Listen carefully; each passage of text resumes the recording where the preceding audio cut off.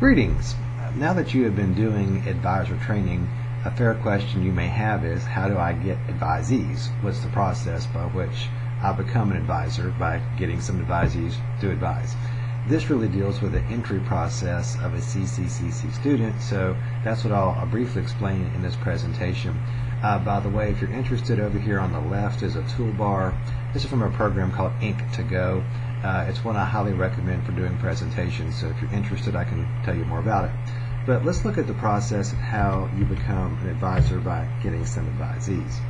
A student initially enrolls at CCCC either online or in person, and at that point they're required to declare a program of study.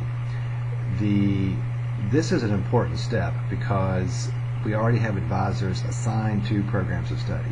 If your program director or department chair has indicated that you are advising, they have communicated that to admissions, and usually based upon alphabetical distribution of students, you may have C through H.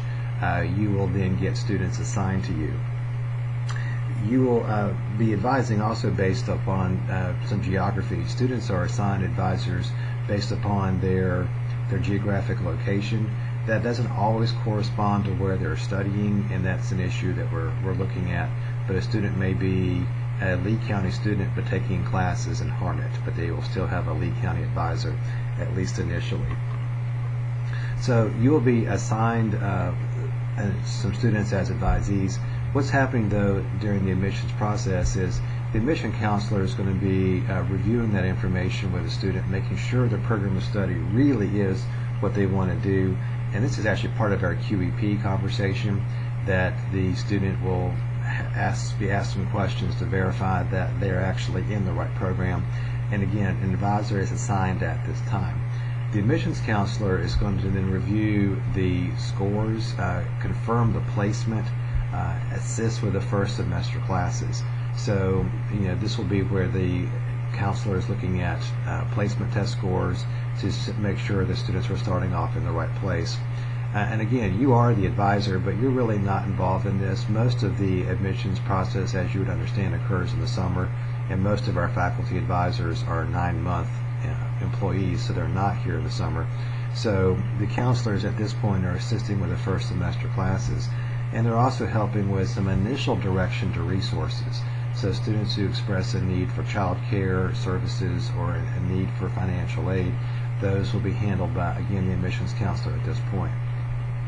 Really, where the advisor comes into play early on is by any communication you have with your advisees at the beginning of the year, like sending out an Advisee blast, and also when you meet for all subsequent advising and registration.